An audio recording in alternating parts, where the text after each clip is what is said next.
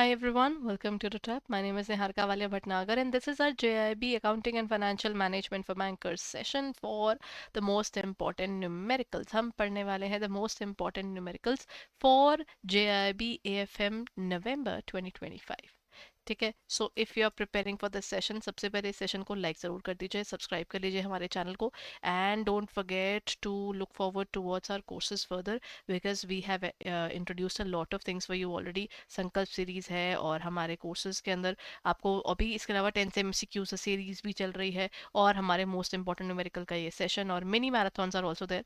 मैं आपको मिलूंगी मेरी मिनी मैराथन में शाम को 7 बजे ऑन संडे, तो प्लीज़ संडे की मिनी मैराथन में भी ज़रूर प्रेजेंट होइएगा, and look forward towards all those areas to be covered, क्योंकि वहाँ पर तो न्यूमेरिकल और थ्योरेटिकल दोनों ही कवर कर रही हूँ मैं.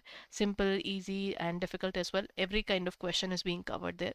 That will give you a good idea कि एग्जैक्टली कैसे पढ़ना है, क्या करना है. A good time of investment, I would say, जहाँ पर आप अपना टाइम इन्वेस्ट करते हैं, you can get good returns bye focusing on the questions and your practice all together. ठीक है. अच्छा एवरीबडी, एक और चीज़, अभी हमारा ना कोर्सेज अवेलेबल हैं आपके पास में 80% ऑफ पर. कहाँ जाना है? edutap.in पर जाना है, and you can take the specific courses at 80% discount, यानी आप यूज़ कर सकते हैं द कोड फेस्टिवल80, और आप हमारे कोर्सेज परचेज कर पाएंगे एट 80% डिस्काउंट. ठीक है. So you can use the specific code and look out for our courses right away. So if you're planning to purchase the courses, then please do it right away, ताकि आपको courses minimum prices पर मिले और आपका maximum benefit हो सके. ठीक है. तो क्लास के बाद definitely check out edutap.in. मैं लास्ट में एक बार दिखा भी दूंगी. ठीक है. Here comes the first question. ये journal entry से है. Business purchased machinery worth rupees 50,000 by check and furniture was purchased on credit from Raman Company. What will be the total debit and debit side amount in the journal entry? सीधा point है, अगर मैंने machinery खरीदी है और furniture खरीदा है, question एक कंपाउंड एंट्री मांग रहा है कि एंट्री में सब कुछ लिख के ख़त्म करो, ये अलग अलग कहानियाँ क्यों डालनी है. मैंने कहा बात भी बनती है, तो पहले मैंने लिखा मशीनरी अकाउंट डेबिट, कितना? 50,000. मैंने फिर खरीदा फर्नीचर भी, अकाउंट डेबिट, कितना अमाउंट? 20,000.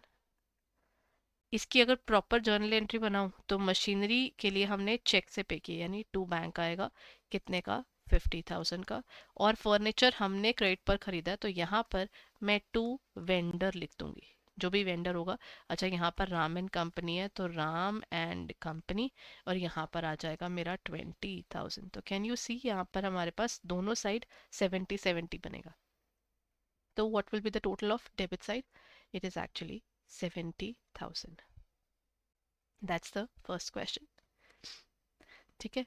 तो ये रहा, उसका साथ में आंसर भी लिखा हुआ है. इनकी कोशिश ये है कि आप लोगों को आंसर भी साथ में दे दूं, तो इसको ना, इसकी PDF आप डाउनलोड कर सकते हो हमारी क्लास के बाद में ना, टेलीग्राम चैनल पर जाकर वहां से डाउनलोड कर लीजिएगा. ठीक है. Okay, next point is a 5-year bond has value, face value of 1,000. हुआ क्या? एक बॉन्ड कंपनी ने इशू किया है 1,000 रुपीज का. अब उस केस में कंपनी कह देती है कि हमने क्या किया है, उसके बाद कूपन रेट उसका 8% है. ठीक है, यानी इंटरेस्ट रेट 8% हो गया, यानी एक बारी का इंटरेस्ट इज 80 रुपीज़. ठीक है. तो कितने सालों के लिए हो गया? उसके बाद वो कहते हैं रिक्वायर्ड, हम चाहते थे जो हमारा यील्ड टू मेच्योरिटी है वो है 10%. ठीक है. और PVIF of these 10% at 5 years, मतलब ये 5 ईयर आपका, अच्छा यहाँ पे दिया हुआ था ना 5 ईयर बॉन्ड है. देखिए हुआ क्या, आज हमने ना 1,000 रुपीज़ खर्च दिए हैं, 1 2 3 4 5, 5 ईयर्स लगातार हमको 80 रुपीज़ का इंटरेस्ट आया. और इस 5th ईयर में मेरे को वापस क्या आए? मेरे 1,000 रुपीज़ भी तो वापस आएंगे, लोन पर दिए हुए पैसे ना, वो भी तो वापस आते हैं.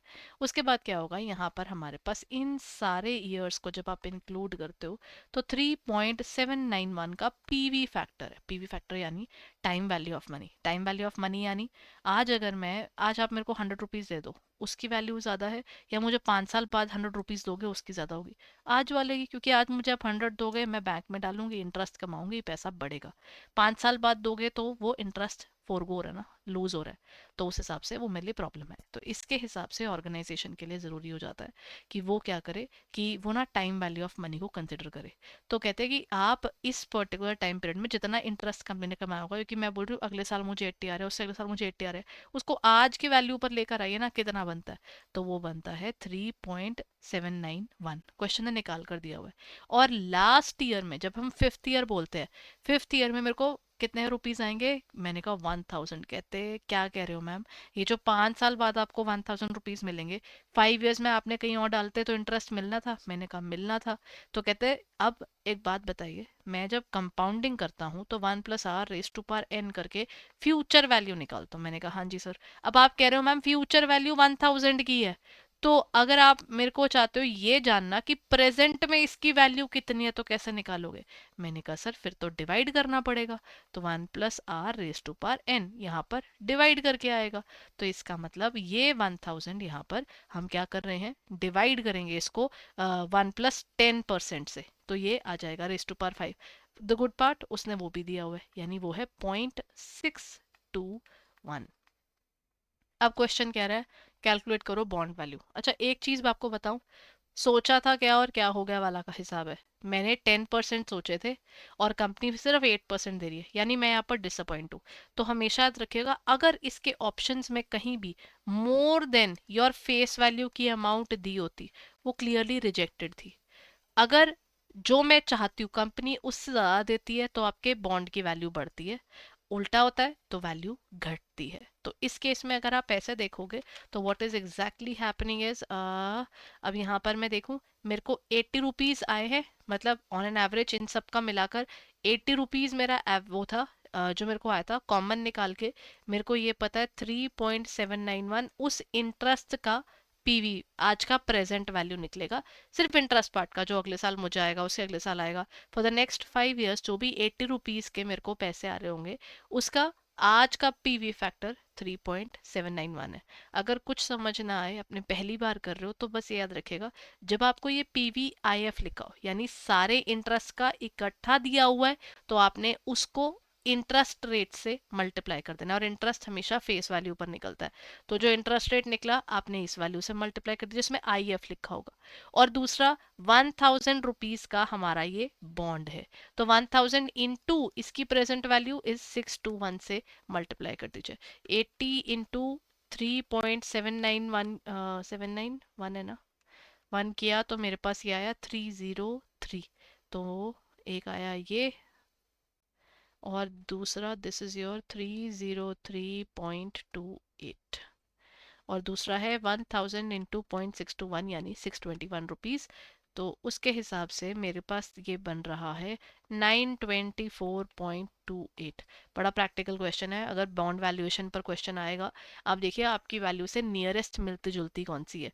मेरे हिसाब से नियरेस्ट 930 आ रही है, तो मैं उसको चूज करूंगी। पेपर में हो सकता है कि ये वैल्यूएशन एक्चुअली ऊपर नीचे, जैसे कल मैंने एक क्वेश्चन ऐसा बनाया, ताकि आपको कोई क्वेश्चन में कभी भी बॉन्ड वैल्यूएशन में आपको सेम वैल्यू ना दिखे, तो आप वहां से चूज कर सकते हो, क्योंकि अप्रोक्सीमेशंस का फर्क पड़ जाता है।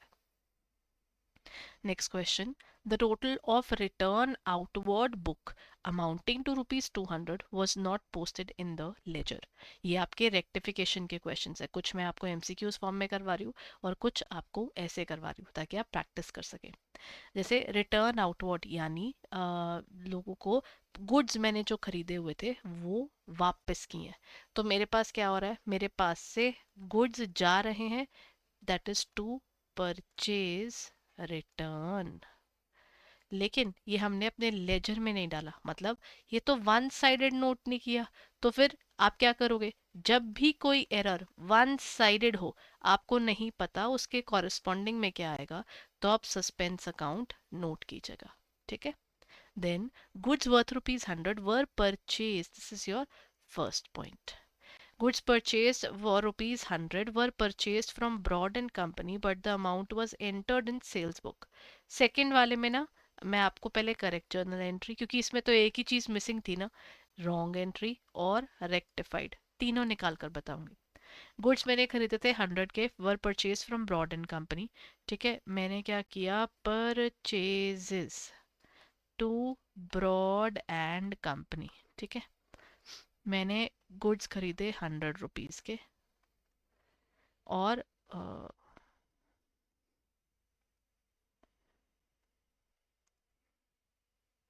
सॉरी, वन, हाँ 1000 नहीं खरीदे थे, 100 ही तो खरीदे थे।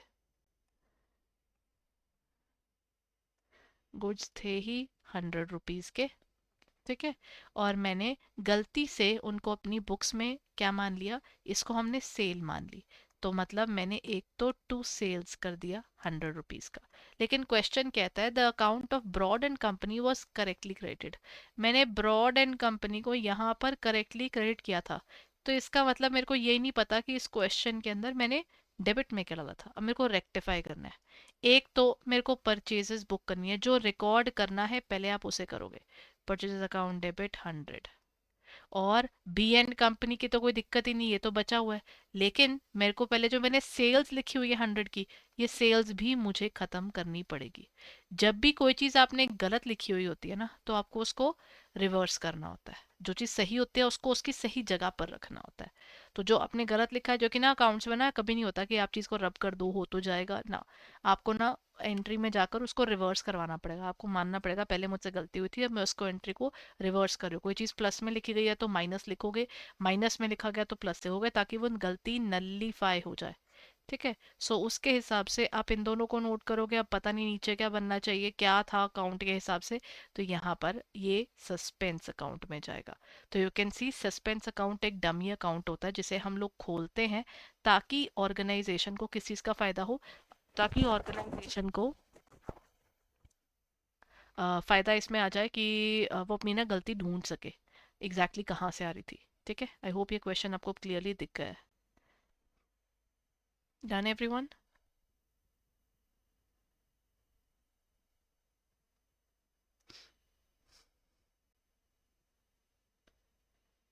चलिए then, let's move on.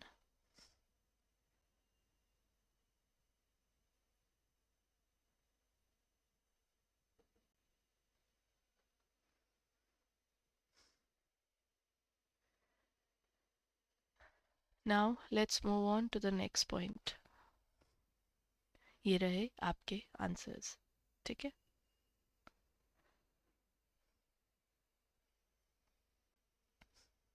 Mr. Prasad has the following balances of assets and liabilities. Cash in hand है, फर्नीचर है, बैंक लोन है, और आपको क्वेश्चन कह रहा है ओपनिंग एंट्री पास करनी है। ये क्वेश्चन बुक का है तो आपको ये अच्छे से करना है। ओपनिंग एंट्री का रूल होता है, मैं आपको रूल पहले यहाँ लिख के बता रही हूँ। जब भी आपको ओपनिंग एंट्री लिखने को बोला जाए, उसका रूल क्या होता है basically, let's look at that.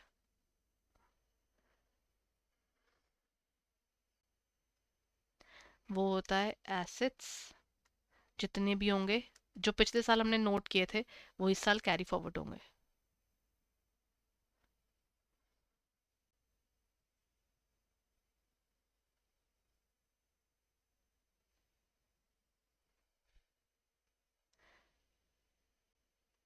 Assets to, दूसरा आएगा लाइबिलिटीज, और फिर आएगा टू कैपिटल।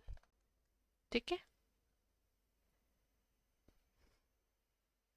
अब इसके अंदर हम डाले, हमारे पास एसेट्स कौन कौन से हैं। हमारे पास एसेट्स में है कैश,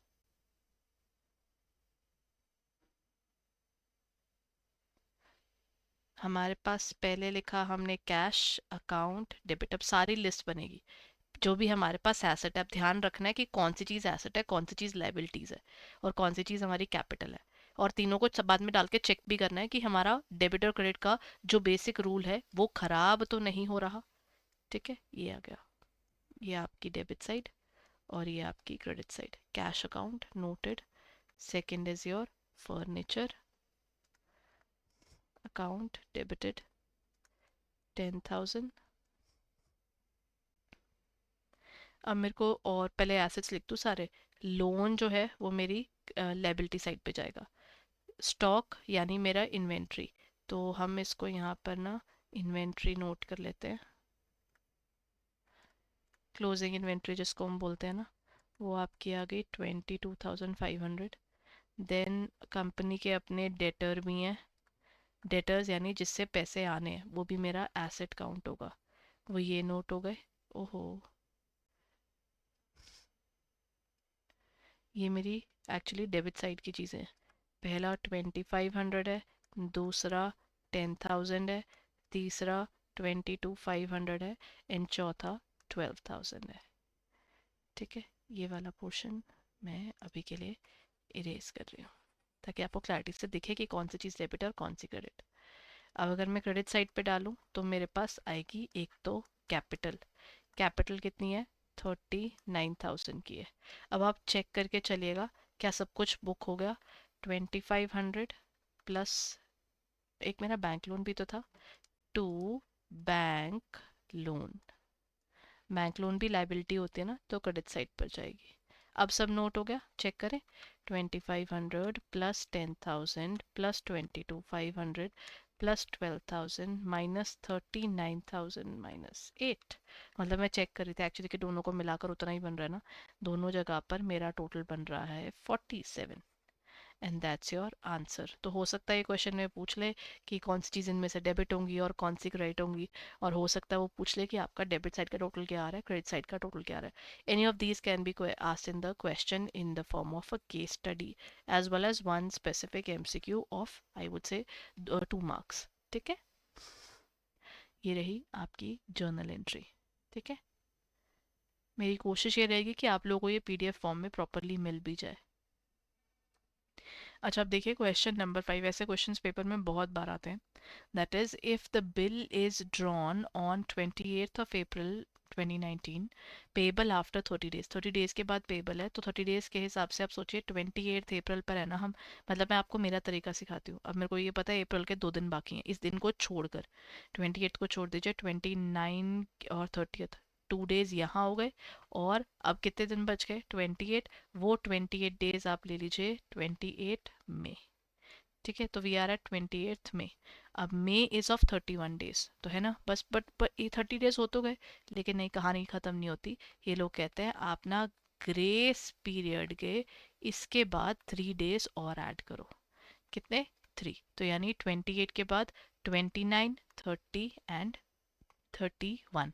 31 मई 2019 पर मेरी वैल्यू बनकर आती है जो हमें चाहिए। ठीक है, अच्छा 31 मई आएगी। The answer is a. ठीक है, got the point everyone?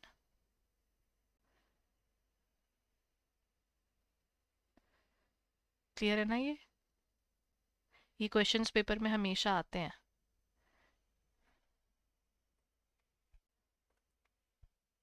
Done.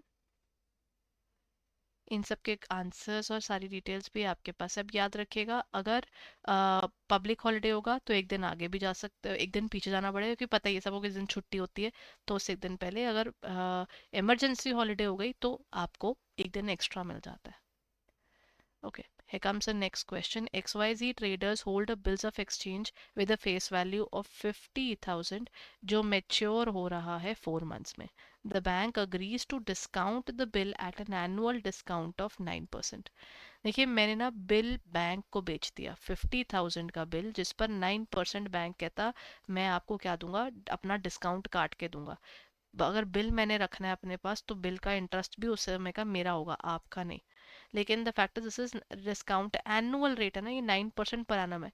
Bank bill hold कितने के लिए कर रहा है? 4 महीने के लिए, यानी into 4/12। So this is 4 3 12 and there goes 3, और ये मेरे पास आ गया 1,500 रुपीज। यानी टोटल बैंक कहता है 1,500 रुपीज तो मैं काटूंगा ही, उसके बाद जो बच जाएगा वो मैं आपको दे दूंगा, क्योंकि मैं बैंक को बिल बेच रही हूँ। 50,000 का बिल के अगर 50,000 ही उसने मुझे दे दिया तो बैंक तो कुछ कमा ही नहीं रहा। बैंक अगर चैरिटेबल हरकतें करने लग गया तो बैंक कमाएगा कैसे? और याद रखिए बैंक इकोनॉमी का एक बहुत इंपॉर्टेंट हिस्सा है। तो charitable work and everything else is an important part of the society, but remember bank एक बहुत इंपॉर्टेंट इकोनॉमिक एस्पेक्ट भी होल्ड करता है। एक ये चैरिटेबल पर्पजेस करने हैं तो वो उसका अलग चलेगा ना, लेकिन जब अपना बिजनेस कर रहा है तो उस समय पर बैंक का इंटरेस्ट नहीं मरना चाहिए। क्योंकि एनपीएस का भी तो सेम सिनेरियो है, लोग मजबूरी में शायद पैसे ना दे पाते हो। फ्रॉड्स वाला केस तो रहता ही है, लेकिन बहुत लोग मजबूरी में भी दे नहीं पाते। बट बैंक वहाँ पर स्पेसिफाई करता है कि देखो यहाँ पर एनपीए हो रहा है, राइट। तो इससे हमें क्या पता चलता है, एनपीए होता हुआ दिख रहा है तो बैंक उसके लिए प्रोविजन बनाता है। इस in this case as well वो छोटी छोटी जो सर्विसेज दे रहा है उससे बैंक पैसा कमाता है, वो पैसा बैंक अपने एम्प्लॉयज को भी दे रहा है, सबको दे रहा है। तो यहाँ पर ये जो 1500 रुपीज है ये बैंक का इंटरेस्ट बनता है क्योंकि होल्ड वो कर रहा है। ठीक है, तो यहाँ पर 1500 का आप माइनस कर दीजिए, और उसके बाद जो बच गया वो आया आपका 48,500। So in this case the correct option is actually D. ठीक है, ये आपके पास सारा कुछ इसमें मिलेगा, डोंट वरी अबाउट दैट, सब कुछ लिखा हुआ है, बट क्वेश्चंस मेरे साथ जरूर सॉल्व कीजिए। Everybody, here comes the next question. A business had an opening account जहाँ पर वो कह रहे हैं of rupees 20,000, purchases during the year आपके पास में आ जाते हैं, वो है 80,000 के, डायरेक्ट एक्सपेंसेस हैं आपके 10,000 के, क्लोजिंग स्टॉक दिया हुआ है 15,000 का, और जीपी आपको दिया हुआ है that would be 20% on sales. So what would be the point here everyone, value of sales निकालनी है। पहले तो आपको दिया हुआ है ग्रॉस प्रॉफिट, जीपी निकालने के लिए जीपी जो भी होगा वो 20% ऑन सेल्स है। तो पहले हम ना इसके लिए कॉग्स निकाल लेते हैं, कॉस्ट ऑफ गुड्स सोल्ड। मैं बताती हूँ क्यों निकालते हैं। ये हमारी कॉस्ट है, जो भी कॉस्ट होगी कॉस्ट में एक परसेंटेज ऐड होकर हमारी सेल बनी होगी, यही हुआ होगा ना। तो मैंने बोला opening stock plus purchase plus direct expenses minus closing stock. Opening stock कितना था आपका 20,000 का, परचेज कितने करे और 80,000, यानी 1 लाख आपके पास टोटल सामान हो गया। डायरेक्ट एक्सपेंसेस आपके हो गए 10,000 के, और क्लोजिंग स्टॉक हो गया आपका 15,000 का। कितना बना 1 लाख, 1 लाख 10, 1 लाख 10 में से 15,000 अगर आप माइनस कर दोगे, मेरी कॉस्ट बन रही है 95,000। इन एक्चुअल मैं अपनी सेलिंग प्राइस जो भी मेरा होगा, मतलब मैंने क्या किया है, अगर 95,000 में प्रॉफिट वाला पोर्शन ऐड करूँ तो सेलिंग प्राइस बना होगा। सेलिंग प्राइस मान लीजिए 100% है ना, वो अगर 100% है उसका 20%, 20% ऑफ मान लीजिए, अब यहाँ पर 100% ऑफ एक्स हो गया ना, सेल मान लेती हूँ एक्स है, तो उसका 20% ऐड करके मेरे पास 95,000 बन रहा है। तो एक्स एक्स वाह कर लेते हैं ना, 100 में से ये जो +20 है वहां जाकर -20 हो गया।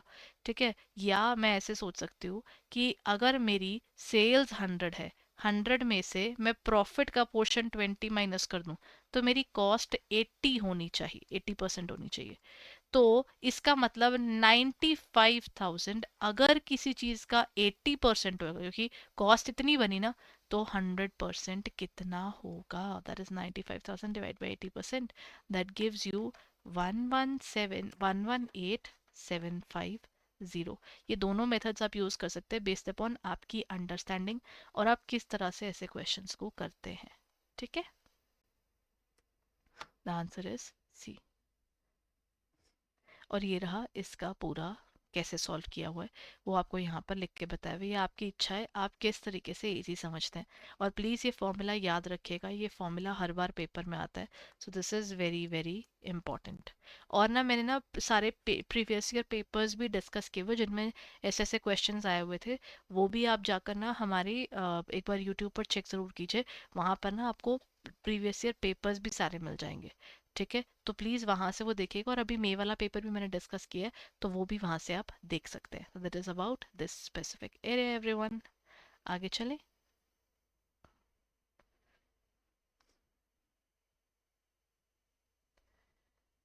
ओके, आई होप ये क्वेश्चन आपने देख लिया, इसको पूरा नोट कर लिया ना। ऐसे क्वेश्चंस आपने करने हैं पेपर के लिए, क्योंकि अगर आप ऐसे क्वेश्चंस की प्रैक्टिस करोगे तभी जाकर आपके लिए ना ईजी हो जाएगा। ठीक है, इसको अगर आपने साथ में करा तो very good. Okay everyone, now let's look at the next part. Mr. XYZ Limited ने परचेज की थी machinery at 1,80,000। It can produce 6 lakh units in its life time, पूरी लाइफ टाइम में ये 6 लाख यूनिट्स बना सकता है। और इसके पास एक स्क्रैप वैल्यू है कितने की, 30,000 की, यानी 6 लाख ये यूनिट्स बना सकता है।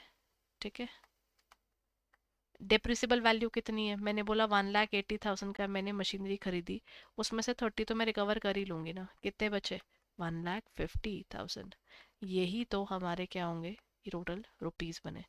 क्या इस क्वेश्चन में मैं ये कह सकती हूँ इसका प्रोडक्शन का मेथड क्या होता है, cost minus the scrap value into जो आपका टोटल डिप्रिसिएशन बनी है, उसमें आपका pro total goods produced per year, जो भी आपकी प्रोडक्शन की है आपने इस बार की, divided by total production. It's based upon that fact, जितना इस्तेमाल करोगे उतना ही डेप्रिसिएट करोगे। मेरी कॉस्ट कितनी थी, कॉस्ट मेरी 6 लाख थी, 6 लाख नहीं 1,80,000 में से 30 माइनस किया, मेरी अब कितनी वैल्यूएशन आई, 1,50,000 मेरी टोटल डेप्रिसिएशन बनती है पूरी लाइफ टाइम में इसके। और मैंने फर्स्ट ईयर में, आप कहते हो कि आपने कितने यूनिट्स प्रोड्यूस करे, ठीक है, what will be the depreciation expense for the first year. तो एक काम कीजिए ना, अच्छा हाँ, दिया हुआ ना, फर्स्ट ईयर में हमने बनाए 1,50,000 यूनिट्स। अगर मैंने पहले साल में 1,50,000 यूनिट्स बनाए आउट ऑफ 6 लाख, है ना, तो एक तरह से 1/4 प्रोडक्शन का होगा ना, 15 4 60 होता है, तो 1,50,000 आपके पास क्या आया, इनटू आपके पास आया 1,50,000 डिवाइडेड बाय 6 लाख। मैं आपको प्रॉपर करके दिखा रही हूँ, अदरवाइज ये ओरली हो जाता है। इसका आपका बन जाएगा 37,500। आपकी इच्छा है ऐसे क्वेश्चंस आप अपने, जो आप लोगों ने आईबीपीएस के अंदर या प्रिपरेशन के समय पर आपने ओरल टेक्निक सीखी हुई है, आप वहाँ से करते हैं या आप कैलकुलेटर उठा के करते हैं। जैसे मैंने भी आपको कैलकुलेटर करके बताया, मेरे को कैलकुलेटर के बिना ज़्यादा अच्छा लगता है। सिर्फ लंबी लंबी कैलकुलेशंस या ये जो बॉन्ड वैल्यूएशन और टाइम वैल्यू ऑफ मनी वाले हैं, उनमें तो कैलकुलेटर चाहिए। बाकी सब में अगर आप बिना कैलकुलेटर के अच्छे से कर पा रहे हैं, I think that is good to go. ठीक है, so this is the particular method, that is cost minus scrap value into production जो आप अभी कर रहे हो, डिवाइडेड बाय टोटल। जितना प्रोड्यूस करोगे इस साल में उतना ही आप डेप्रिसिएशन लगा सकते हो। ठीक है ना, ये देखिए इसका पूरा एरिया, ये विजिबल है ना सबको, देखिए ये इसका पूरा आंसर बन कर आएगा। Done everyone, so let's move on to the next point.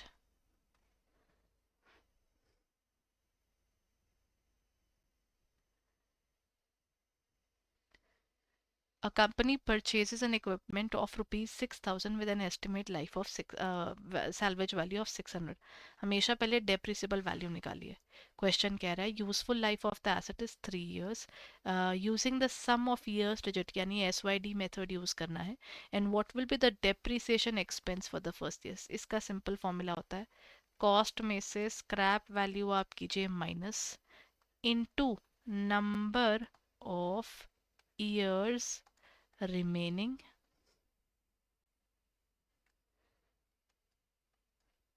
And आप डिवाइड किससे करेंगे, नंबर ऑफ ईयर्स रिमेनिंग और नीचे डिवीजन होगा by sum of year digits.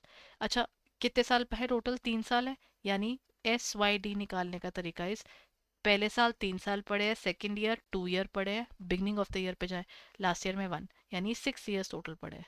मैं कहती हूँ 6,000 में से आप 600 करो माइनस, इसके हिसाब से कितना आया, that is 5,400। Number of years remaining कितने थे हमारे पास, पहले साल में तो 3 साल बाकी है ना, 3 डिवाइडेड बाय आपका टोटल कितना बन रहा है इसका SYD का 6, तो आप कह रहे हो 3 divided by 6, 5,400 into 3 divided by 6 कर दीजिए। So this will give you the amount for the first year, इसका हाफ हो जाएगा, 27 बना, है ना। दैट मीन्स इसका आंसर आएगा आपका बी, 2,700। इसका फॉर्मूला नोट कर लीजिए ताकि आपको इसका आइडिया हो जाए। ऐसे क्वेश्चंस मेरे लिए अभी आसान इसलिए हैं क्योंकि मैंने इनके बहुत सारी प्रैक्टिस की है। सो आई वुड नेवर से कि ये तो बहुत इजी क्वेश्चंस है, वो आपको ना कहीं गुमराह करने वाली बात है। AFM के अंदर न्यूमेरिकल जब तक आप अपने हाथ से सॉल्व नहीं कर रहे हो कोई भी फायदा नहीं है। हमेशा इन क्वेश्चंस को अपने हाथ से सॉल्व कीजिए, that is why I am taking time and आपको क्वेश्चन भी करके दिखा रही हूँ और उसका फॉर्मूला भी लिख कर दिखा रही हूँ। अगर आप ऐसे क्वेश्चंस को बस क्लास में देख कर चले गए ना, फिर कोई फायदा नहीं। जब तक आपने अपने साइड पे नोटबुक नहीं रखी, मैं भी तो क्वेश्चन सॉल्व कर ही रही हूँ ना, डिस्पाइट द फैक्ट इसका आंसर दिया हुआ है, बट मैं चाहती हूँ कि मैं सॉल्व करूँ तो ताकि मेरा उस चीज़ पर एक प्रैक्टिस होती है, आपकी भी होती है, आपको दिखता भी है कि क्वेश्चन करा कैसे गया है। ये नहीं है कि एक बार मैंने लिख दिया और साइड पर दिखा दिया कि ये आंसर और आगे बढ़ते हैं। The basic purpose is to let you know इसको सोचते कैसे है, ऐसे क्वेश्चंस को सॉल्व कैसे करते हैं, बिकॉज पेपर में ये आपको अपने आप आएगा अगर आपने पहले प्रैक्टिस की होगी। ठीक है, Here comes the next question. अब इस क्वेश्चन में सेम मेथड ही है, लेकिन ऐसे केस स्टडी फॉर्मेट में पेपर में आता है, ये बुक का ही क्वेश्चन है. क्वेश्चन कह रहा है सेकेंड ईयर में क्या होगा. अगेन कॉस्ट में से cost minus scrap value multiplied by number of years remaining divided by, किससे डिवाइड होगा, sum of year digit. Sum of year digit तो 6 है. सेकेंड ईयर में कितने साल बाकी है, 2 ईयर्स बाकी हैं. और हमारी कॉस्ट माइनस ये कितना आया था, 5400 है ना. ठीक है, ये आ गया. तो इसका आंसर आ जाएगा 1800 है ना. आपकी इच्छा, आप कैसे करना चाहते हो. ऐसे क्वेश्चंस को आप तसल्ली से करो. मेरे को ये पता चल गया कि पहले साल में मेरी डेप्रिसिएशन वॉज 2700. सेकेंड ईयर में मेरे पास आ गई है 1800. अगर थर्ड ईयर बोल देता क्वेश्चन तो मैंने ये 5400 इंटू 1/6 करना था. ठीक है. तो यहाँ पर हमारे पास आ जाता लास्ट में आपके पास 900. तो ये आपकी पूरी उसकी वैल्यू बन जानी थी. एक बार चेक भी कर लेते हैं कि 2700 था फर्स्ट का, 1800 था सेकंड का, और लास्ट में हमारा 900 किया तो 54 बन रहा है. पूरा आपका बन गया सम ऑफ ईयर डिजिट मेथड के अकॉर्डिंग. ठीक है, ऐसा सिमिलर क्वेश्चन है बुक के अंदर, सेम नहीं है. Here comes a multiple particular statement question. Examine the following statements and choose the correct option. आपको accounting equation is expressed in assets is equal to liabilities plus capital. यही accounting equation है जिसको हम balance sheet equation बोलते हैं. This is correct. Next point is if the firm has assets worth rupees 50,000 and liabilities of 18,000 और capital आपकी 32 है. इसको लगा कर देख लेते हैं. अगर मैंने बोला कि जी मेरे पास 50,000 रुपीज़ हैं, वो कैसे बने. ऑब्वियसली 32 तो मैंने अपना डाला है और बाकी बचा पैसा बाहर का. हाँ, ये पूरा बन रहा है, ऐड करेंगे तो वही बन रहा है. ठीक है, तो ये भी सही है. Then even a firm pays of the creditors, अगर कंपनी अपने क्रेडिटर्स को पेमेंट करती है तो आप इसकी जर्नल सोचिए. क्रेडिटर तो खत्म हुआ ही हो, लेकिन जाते हुए वो मेरा कैश भी तो लेकर गया. तो इसका मतलब एक तरफ से मेरा एक एसेट खत्म हो रहा है और एक तरफ से मेरी एक लाइबिलिटी भी खत्म हो रही है. Right. Now comes the next part. If the business started with only owner's capital and no liabilities, मैंने अपना ही पैसा बिजनेस में डाला है, तो टेक्निकली यहाँ पर ये चीज जीरो हो गई. तो assets is equal to capital. This is correct. Raising a long term loan increases assets. अगर आप लॉन्ग टर्म लोन लेते हो और अपना घर बनाते हो तो ऑब्वियसली आपका एक एसेट तो बढ़ ही रहा है, लेकिन हाँ, आपके सर पर एक बोझ भी बढ़ रहा है जिसे हम लाइबिलिटी कहते हैं. This is correct. By the same amount without affecting the capital. True. मैंने कौन सा अपना पैसा लगाया, मैंने बाहर वालों से पैसा लिया. हुआ क्या, मैंने एक एसेट बनाया 1 लाख रुपए का. कैपिटल मेरी जितनी चल रही थी उतनी ही चल रही है, और एक तरफ मेरे पास एक लोन आ गया 1 लाख का. तो टेक्निकली यही तक तो हमारी सिर्फ चीज़ें चेंज हो रही हैं, है ना. सो देन दिस केस मेरे पास आंसर, आई थिंक मेरे को तो लग रहा है सारे के सारे ही सही हैं. Right.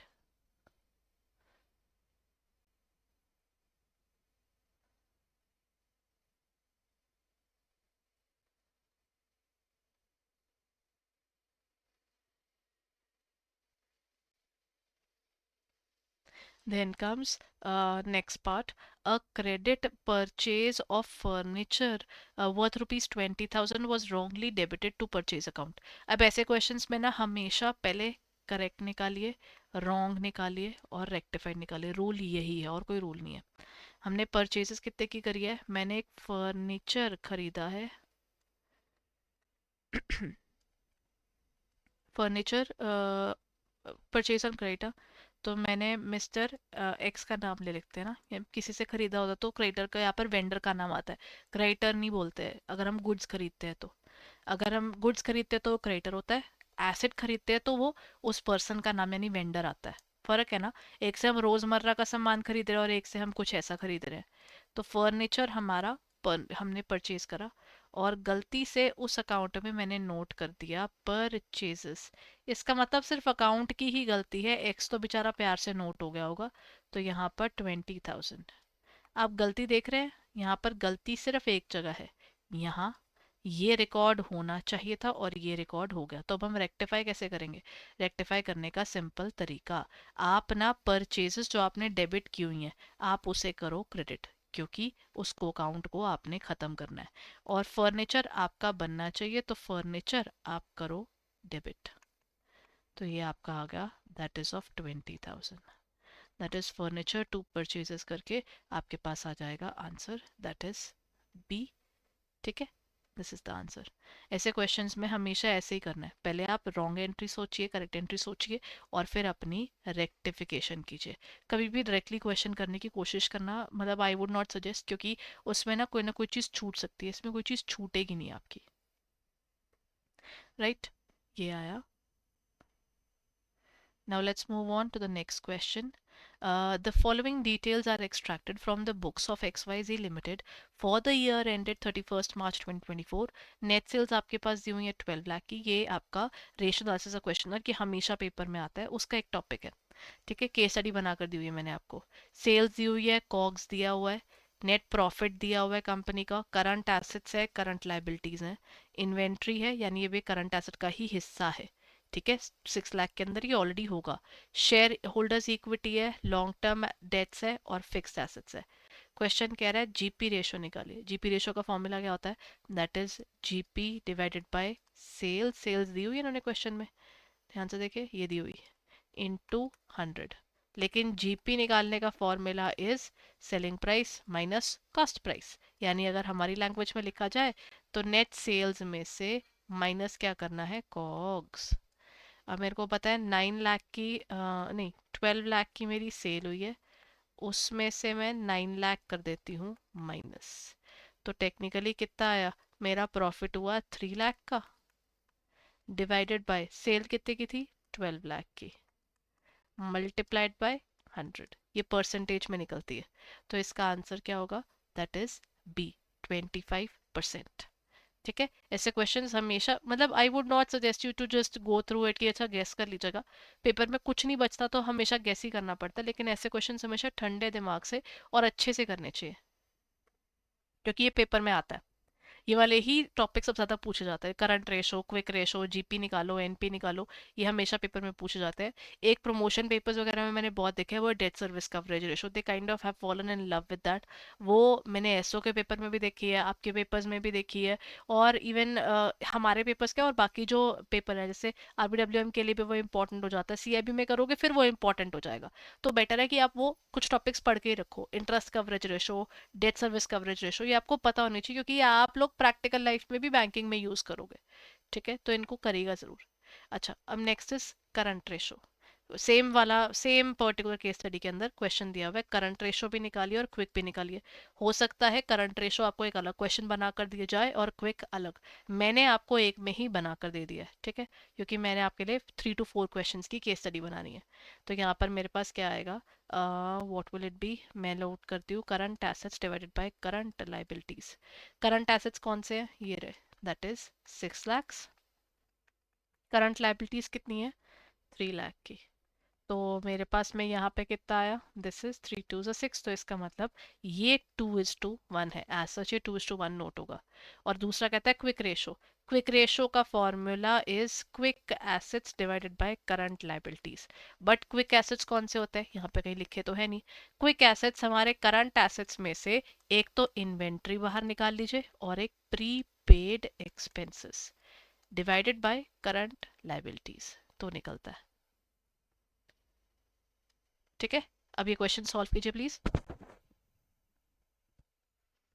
Take a moment and इसे सॉल्व कीजिए। अब इसे कैसे करेंगे? करें। करंट एसेट्स मेरे पास कितने थे? वो थे 6 लाख के। 6 लाख में से आप माइनस कर दीजिए, मुझे इन्वेंट्री दिख गया ना, मैंने आपको तभी इन्वेंट्री का हिंट दिया था बिगनिंग में। प्रीपेड एक्सपेंसेस इसमें दिए नहीं हुए तो हम मानेंगे वो जीरो है। और करंट लाइबिलिटीज है मेरी 3 लाख की, तो इसका मतलब this is basically 4 lakh divided by 3 lakh. तो ये कितना आएगा? 1.33। तो ये रहा आंसर, क्योंकि इसमें ना बाकी सारे मैच नहीं कर रहे। मतलब ऐसे क्वेश्चंस में ना आई वुड नेवर से कि एक पर्टिकुलर पोर्शन देखकर आपको समझ में आ जाएगा, हमें भी सॉल्व करना पड़ता है। चाहे हम ओरली कर लें चाहे दिमाग में कर लें। आप लोग जब कर रहे हो, जिन्होंने पहले कॉमर्स कभी नहीं पढ़ी, उसको तो एक बार क्वेश्चन को ध्यान से देखकर नोटबुक के अंदर लिखकर सॉल्व करके फिर ही करना चाहिए। इससे आपका हाथ खुलेगा, पेपर में आप भी इसको ओरली कर पाएंगे। क्योंकि अब मुझे इतना टाइम हो चुका है तो शायद मैं ऐसे क्वेश्चंस को पेपर में ना ओरली कर दूंगी, लेकिन अगर मैं पहली बार कर रही हूँ तो मेरे को ये प्रॉपर लिख कर देखने होंगे। स्पेशली अगर मैं रेशोज की बात करूँ तो मैंने इसके बहुत ज़्यादा क्वेश्चन सॉल्व किए थे जब हमने ये फर्स्ट टाइम पढ़ा था। This was a part of our curriculum in twelfth.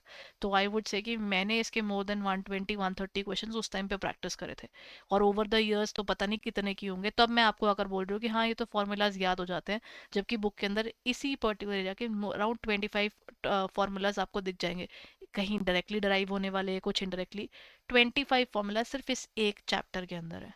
तो आप सोचिए, आप अगर अपना अगर एफर्ट नहीं करोगे तो आपको ये याद नहीं होगा। तो मोर और लेस एक ऐसा चैप्टर जो पेपर में वेटेज भी बहुत अच्छी रखता है। Right, that is why I said कि I am not going to misguide you कि ठीक है ना कम पढ़ के भी काम चल जाएगा। वो गलत है। अगर कोई आपको ये भी कहता है तो हमेशा उनसे पूछिए आपका बैकग्राउंड क्या है, आपने ये चीज़ें पहले कभी पढ़ी हुई हैं, आपने इन चीज़ों को प्रैक्टिकली कभी करा हुआ है। आपको पता चलना शुरू होगा कि आप क्या रिलेट कर पा रहे हो अपनी प्रिपरेशन में उन लोगों से या नहीं। तो इट इज़ ऑलवेज बेटर कि आप ना अपनी प्रिपरेशन में उतना ध्यान जरूर रखो। 20 to 25 मार्क्स तक का पेपर आपका नॉर्मली न्यूमेरिकल्स तक पहुंच जाता है। आपको क्या पता, आपको थ्योरी आपकी इतनी पेपर में अजीब आ जाए कि आपको न्यूमेरिकल का वो, चाहे आपने ना 2 नंबर का 4 नंबर का एक एक्स्ट्रा क्वेश्चन कर दिया जो आपको लगा था कि ये तो बिल्कुल सही जा रहा है, वो 2 नंबर 4 नंबर आपको पास करवा रहे हैं, तो I don't think there is any harm in doing the numerical portion. So again it's about your own ideology, आप कैसे पढ़ना पसंद करते हो।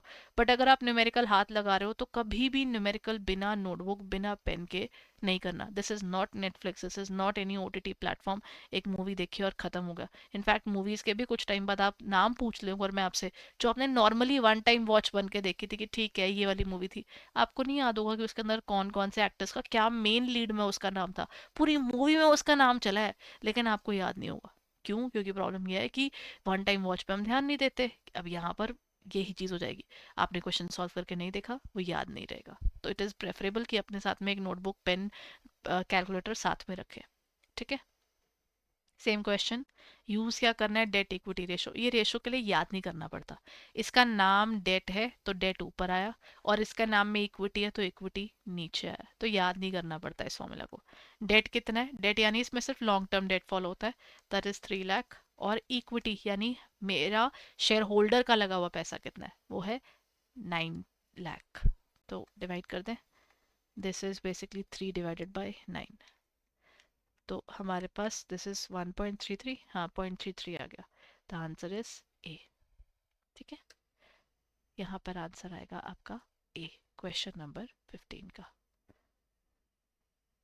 डन विद द क्वेश्चन ना एवरीवन? चलिए जी आगे चले। Now let's move on. हमारे पास दिया हुआ है जर्नलाइज द ट्रांजैक्शन। अब आपके लिए अगेन एक बार ले लीजिए 5 मिनट और जल्दी से मुझे इसका आंसर बताइए।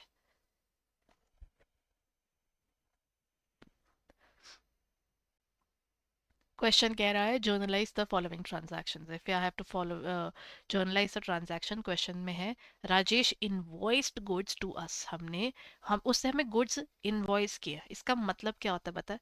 इनवॉइस करना यानी उसने हमें गुड्स सेल किए हैं, गुड्स टू अस। हमने किसी को क्या होता तो वी इनवॉइस्ड वाली दी होती चीज। अगर उसने हम पर बिल काटा है तो मतलब हमने खरीदा है। तो हम अपनी बुक्स में क्या लिख रहे होंगे, हम तो नोट कर रहे होंगे जी परचेजेस, हमने गुड्स खरीदे और पैसे तो दिए नहीं होंगे, तभी लिखा नहीं हुआ ट्रांजैक्शन में टू राजेश। तो वो कितना आएगा, 2000। अब यहाँ पर किसी में है, मैंने आपको, अगर आप मेरी क्लासेस में कभी भी मेरे को फॉलो करते हो तो मैंने हमेशा कहा है जर्नल एंट्रीज में कोई शॉर्टकट नहीं, वो मत यूज़ कीजिएगा। अगर कोई कहता ना कि कोई बात नहीं कर लेना, आपको आइडिया हो जाएगा, जर्नल एंट्री सबने करनी है, चाहे आप कॉमर्स बैकग्राउंड के हो कि नहीं हो। आपको थ्योरी अच्छी लगती है कि आपको प्रैक्टिकल अच्छा लगता है, आप पहली बार पढ़ रहे हो या आपको ये बहुत टाइम हो गया, आपने एएफएम ट्राई करा लेकिन नहीं निकला, इन सब सिचुएशंस में एक ही चीज़ करनी है, एएफएम में आपको जर्नल प्रॉपर करना है। जर्नल में कोई तुक्का नहीं मारना चाहिए, बिकॉज अगर आप इसमें फंस रहे हो तो इसका मतलब आप अकाउंट्स के एक नहीं मल्टीपल चैप्टर्स में अड़ोगे। तो इट इज़ ऑलवेज बेटर कि आप इसको तो डेफिनेटली अच्छे से करो। तो मेरे पास इसका आंसर आ रहा है सी, मैच कर गया नहीं इसके साथ। परचेजेस ये रही और राजेश ये रहा। इसका ना अमाउंट भी चेक करने, कई बार अकाउंट्स का भी अमाउंट में भी मिसमैच होता है। Everybody, which among the following equation of compounding interest or is or are incorrect? Annual compounding एक बार ही होती है, तो यस हम ये कह सकते हैं कि p into one plus R raise to power N, यहाँ पर वन हो गया। अगर हमें क्वेश्चन कहता है क्वार्टरली करते हो, तो क्वार्टरली का मतलब होता है एक साल में कितने क्वार्टर होते हैं, 4 क्वार्टर होते हैं। तो यानी जितना भी रेट ऑफ इंटरेस्ट होगा उसका डिवाइडेड बाय 4 होगा। तो लेकिन अगर 4 बार वो कंपाउंड होता है, पैसे आए, इंटरेस्ट आया, दोबारा री इन्वेस्ट हुआ, तो यहाँ पर 3 थोड़ी आना चाहिए, यहाँ पर 4 आना चाहिए। तो उसके हिसाब से ये हो गया गलत। देन अगर हम मंथली की बात करते हैं, पी अगर हाँ मंथली होगा तो डिवाइड बाय 12 होगा। तो हर बार कंपाउंडिंग भी तो हो रही है, तो 12 बार कंपाउंडिंग भी हो रही है, तो एन आपका 12 बन गया, तो ये मंथली कंपाउंडिंग है। तो आई वुड से इसके अंदर मेरे को ना इनकरेक्ट तो एक ही दिखा है, वो है आपका 2 ओनली। ठीक है। एक परपेचुअल बॉन्ड कौन सा होता है, उसमें पैसे डालने में आपको पैसे आते रहेंगे आते रहेंगे आते रहेंगे, दैट इज कॉल्ड परपेचुअल, चलता रहेगा जो। उसका हमें ड्यूरेशन निकालना होगा, तो कैसे निकालते हैं? परपेचुअल बॉन्ड का एक ही होता है 1 divided by your current yield. ठीक है, बस इससे डिवाइड कर दीजिए, आपको मिल जाएगी उसकी ड्यूरेशन। वो होता है 1 डिवाइडेड बाय 6% कर दीजिए, तो कितना आया 1 डिवाइड बाय 6 करके मेरे पास आया 0.1666। तो इंटू 100 करोगे तो आपके पास में, क्योंकि ये परसेंटेज में है ना, इंटू 100 कर दो, तो आपके पास 16.67 ईयर्स ये आपका परपेचुअल बॉन्ड का टाइम है। द बॉन्ड जिसमें आप इन्वेस्ट करते हो तो लंबे समय का आपको इंटरेस्ट आता रहेगा आता रहेगा आता रहेगा। That is how you define it. ठीक है। Then comes XYZ Corporation, a newly established company, decided to go public by issuing 1 lakh shares to the public. However, they received application for only 9 lakh shares. अब इनको हमारे पास में क्या हुआ, इन्होंने apply तो किया था, अच्छा 90,000 शेयर्स के लिए, सॉरी। अब क्वेश्चन कह रहा है कि कंपनी ने ना इशू करे थे 1 लाख शेयर्स के हिसाब से। 1 लाख शेयर्स के लिए उसने लोगों को बोला कि पैसे दो पैसे दो। 9 लाख शेयर्स में उन्होंने लोगों से पैसे रिसीव कर लिए। The company's article of association stated that 80 a subscription of 80,000 share is required for the successful issue. वैसे आइडली ना जो कंपनीज एक्ट कहता है वो है आपका कि 90% of the issue should be taken up. तो क्वेश्चन कुछ और कह रहा है, उससे फर्क नहीं पड़ता। अगर मैं लॉ के अकॉर्डिंग भी बोलूँ तो 90% तक तो हो ही गया अपना। तो ये आपका सब्सक्रिप्शन पूरा हो गया। तो इस केस में क्या होगा, who what should corporation do? Allot 90,000 shares and keep the excess money? नहीं, सिंपल सी बात है, जितने लोगों ने आपको जितने पैसे दे दिए और अगर आपके टोटल से कम ही बन रहे हैं, यानी जितने मेरे पास शेयर थे उतने ही लोग अगर शेयर मांग रहे हैं, तो ठीक है ना, दे दो। अगर कम हुए लेकिन आपकी क्लॉज पूरे हो रहे हैं, तो जितने शेयर वो मांग रहे हैं उतने दे दो। अगर आप मुझसे 10 शेयर मांगो, मैं बोलूँ नहीं सर मैं आपको 9 ही दूंगी क्योंकि मेरे पास 9 है, तो ठीक बनता है। लेकिन अगर मैं बोलूँ कि नहीं सर आप 9 क्यों मांग रहे हो, आपको मैं 10 दूंगी, ये गलत हो जाएगा। ठीक है, तो इसके हिसाब से आपके पास क्या आ जाएगा, आपको ना जितने शेयर के लिए पैसा आया उतने शेयर के लिए करो, और बाकी जो पैसा है उसको अगर किसी का एक्स्ट्रा इधर उधर का पैसा आ गया उसको वापस कर दो। वैसे तो ये अंडर सब्सक्रिप्शन का केस है, इसमें एक्सेस पैसे की बात नहीं आती। बट हाँ आपको 90,000 के हिसाब से देना होगा। बट पहला पॉइंट ना पता है क्यों गलत हो रहा है, क्योंकि आप किसी और का पैसा, आपको कंपनीज एक्ट रखने को अलाउ ही नहीं करता। वो कहता है कि जिसका पैसा उसी को वापस करो। ये नहीं होना चाहिए शेयर कैपिटल के नाम पे किसी का भी पैसा अपने पास रख रहे हो, ये पाप अलाउड नहीं है। ठीक है। Now comes ABC company holds the bills of exchange with a view or face value of 35,000 maturing in 3 months. A bank offers to discount the bill at an annual discount rate of 8%. What will ABC receive after discounting the bill? हो क्या रहा है, ABC company ने क्या किया, एक bill of exchange issue किया है 35,000 का, वो मेच्योर हो रहा है 3 मंथ्स के बाद। तो ठीक है ना, ये तो नॉर्मल वाला है, 35,000 का अपना बिल है, 3 महीने बाद वो मेच्योर होगा। बैंक के हाथ में जितने समय के लिए होगा, बैंक उतने ही समय का इंटरेस्ट रेट काट के ही उस कस्टमर को देगा। 8% है ना, लेकिन ये तो एनुअल है, similar to the question which have already done. तो यहाँ पर मेरे बिल की वैल्यू है 35,000, 3 महीने के लिए ये मेरे पास रहेगा और कितने टाइम का इंटरेस्ट रेट कितना है? इंटरेस्ट रेट है आपका 8% का। तो मेरे पास वैल्यू कितनी आई? 35,000 का 8% into 3 divided by 12, that gives me 700। 700 rupees का तो डिस्काउंट हो गया। तो अगर इतने का हमारे पास डिस्काउंट हो गया तो मेरा बिल का सिनेरियो क्या होगा?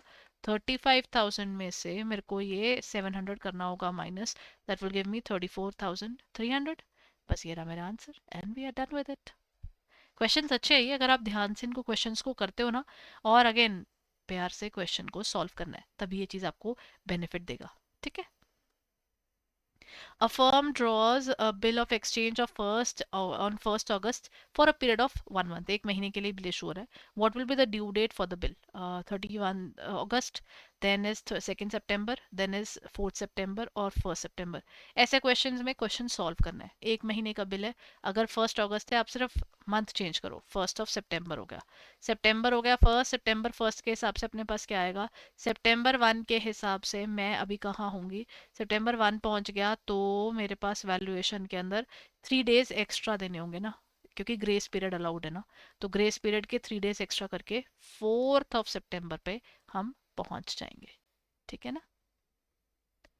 Done everyone.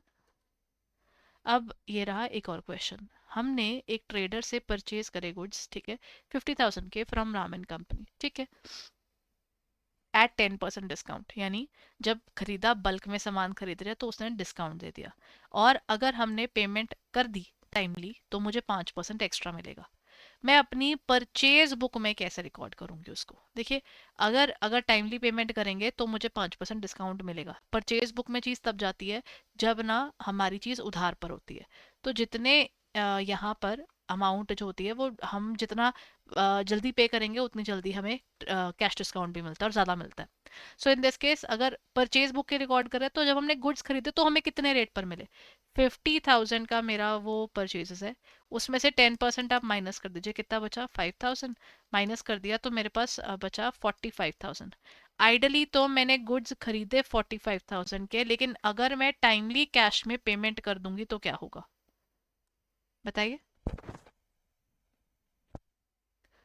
अगर मैं टाइमली कैश में परचेज कर दूंगी तो 45,000 में से मुझे फर्दर 5% का और डिस्काउंट मिल जाएगा, है ना? तो वो मेरा कितना हो जाएगा? दैट विल बी 22,250 का, तो मेरा इसके ऊपर लगता है कैश डिस्काउंट, याद रखना, मेन अमाउंट पर नहीं, इस पर लगता है। जब आप इसको माइनस करोगे तो मेरी वैल्यूएशन आएगी, that will be 45,000 minus 2250 will give me 42,750। What if I tell you मैंने गुड्स खरीदे कितने के हैं? क्वेश्चन तो ये कह रहा है, कहते ओहो, इसका मतलब मैंने गुड्स खरीदे तो 45,000 के, ना, ट्रेड डिस्काउंट लगने के बाद। ट्रेड डिस्काउंट बुक्स में नोट नहीं होता, तो उसके हिसाब से ट्रैप में नहीं फंसना। चीज खरीदी मैंने 45,000 की है, अगर टाइमली पेमेंट कर दी तो मेरे को डिस्काउंट मिलेगा further. Done. So this is it for the day everyone. I hope ये सेशन आपके लिए हेल्पफुल रहे हैं। ठीक है, सो अगर आपको इसमें कुछ भी बेनिफिट हो पाया, please go ahead and like this particular session and stay tuned. We are also coming up with more of these beneficial sessions for you. आपको क्या करना होगा? इसके लिए जाना होगा हमारी वेबसाइट पर, ठीक है, हमारे यूट्यूब चैनल पर जस्ट कीप एन आई। और इसके अलावा ना हमारे आपको ना जो भी कोर्सेज अगर आप बाय करना चाहते हो, हमारे कोर्सेज की सारी इन्फॉर्मेशन आपको मिलेगी हमारी वेबसाइट पर। ठीक है, so let me take you to our website as well. हमारी वेबसाइट का नाम है edutap.in। आप जा सकते हैं हमारी वेबसाइट पर। जैसे ही आप edutap.in पे जाएंगे, इस समय आपके पास में ना हमारे कोर्सेज पर चल रहा है off, but this is ending soon. तो जितनी जल्दी हो सके you can purchase the courses and आपको ये कोर्सेज मिल जाएंगे। जैसे मोस्ट इम्पॉर्टेंट न्यूमेरिकल्स वगैरह, ये सारे आपको, जो आपको मतलब जो भी आप देखना चाहते हो, जैसे हमारे पास ना मास्टर कोर्स है और हमारे दूसरे कोर्सेज हैं, ये सारे आपको मिल जाएंगे एट अ गुड डिस्काउंट। तो आप इसको टेस्ट सीरीज को, मास्टर कोर्सेज को, कॉम्बाइंड कोर्सेज को आप कोई भी परचेज करना चाहें तो आप यूज़ कीजिएगा कोड 80% ऑफ फ्लैट आपको मिल रहा है। फेस्टिवल 80 कोड है, तो please go head and check it out. Crash course भी है और लाइव है। Master course all recorded just before the examination, आपको लाइव क्लासेस मिलती हैं एंड आपको ये भी मिलते हैं, टेस्ट सीरीज भी मिलती हैं और मास्टर कोर्सेज तो आपके पास हैं ही। So if you are interested then please go head and check it out. Thank you so much for being there everyone. Bye bye and take care.